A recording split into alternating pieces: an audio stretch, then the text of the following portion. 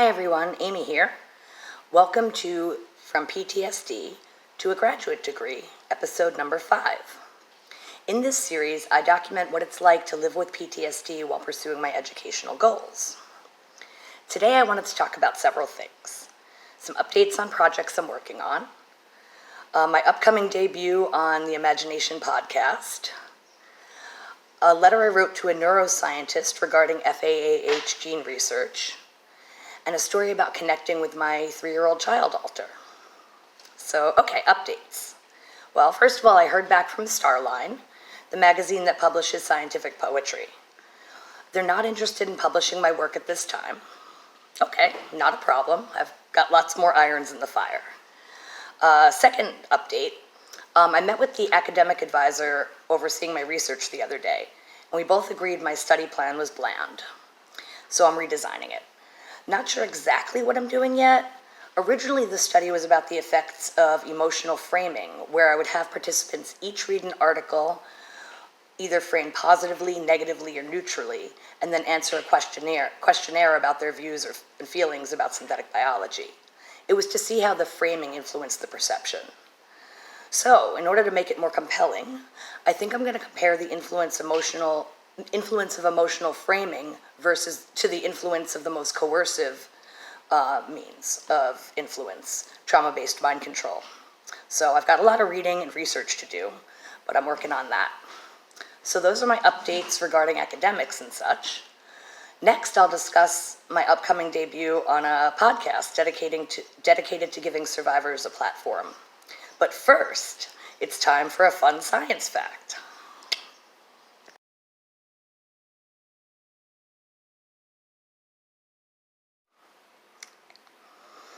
Yeah, that's a lot of hydrogen protons.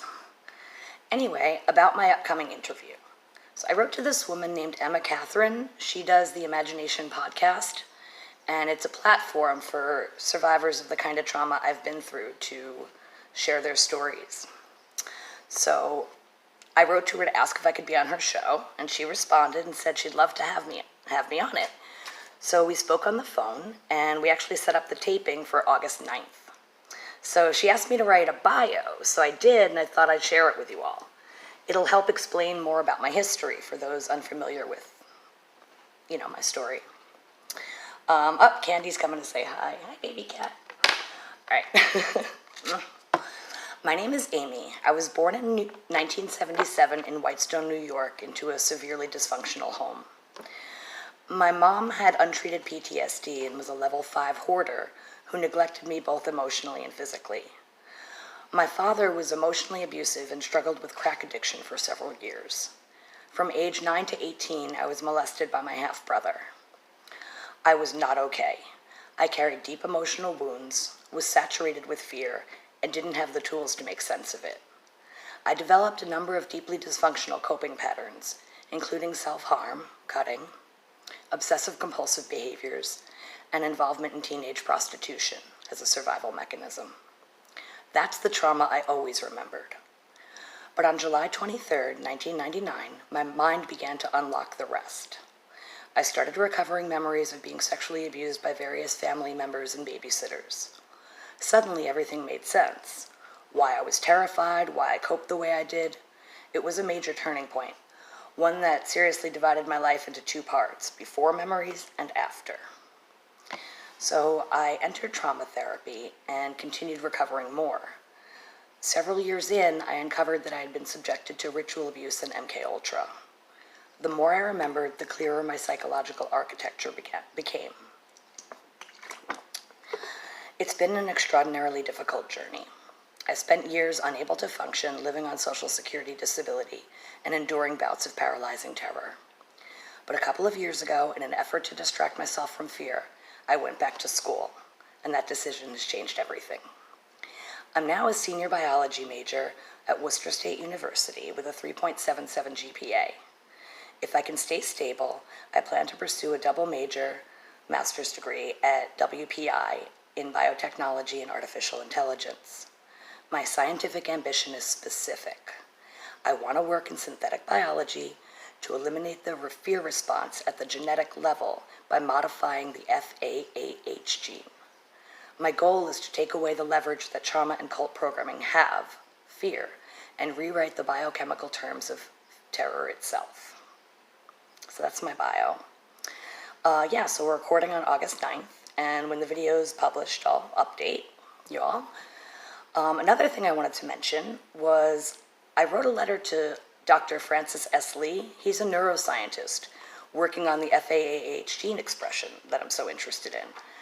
I wrote to see if I could contribute in any way to his work. So here's what I wrote.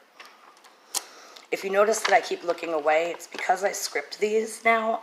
I find that I don't stumble in the moment if I write it out. The only negative is that it's why am I looking all over the place? I have my notes up and I'm reading it. So here, I'll read you the letter. Now this is down, so I'm going to be looking down. Dear Dr. Lee, my name is Amy Berger, and I'm a biology student at Worcester State University, preparing for a double major in biotechnology and artificial intelligence at Worcester Polytechnic Institute. I'm reaching out because your research on FAAH gene expression intersects with my academic interests and personal experiences as a trauma survivor. I'm investigating FAAH modulation as a possible pathway for emotional recalibration, specifically the reduction or elimination of persistent fear responses. My long-term goal is to understand fear as a biologically tractable system and explore self-directed gene modification as a tool for psychological stability. This isn't just theoretical for me. My motivation comes from lived experience and a drive to engineer better emotional architecture. While I'm still an undergraduate, I bring background in behavioral biology, trauma-informed science framing, and science communication. I'd be interested in any opportunity to connect, collaborate, or contribute to work in this area. Sincerely, Amy Berger. So I haven't heard back yet. I just sent it a few days ago. And I know it's a long shot, but I thought it was worth a try. So finally, I want to share with you all about a major breakthrough I had regarding my 3-year-old child Alter the other day. I posted about it on Facebook, so I'm just going to read the post. Okay, this was on July 23rd. So I wrote, today marks 26 years since I began recovering my abuse memories. And today something extraordinary happened. I finally connected with my 3-year-old child Alter, also named Amy. She was very scared. I've connected with her and other Alters before, but this time was different.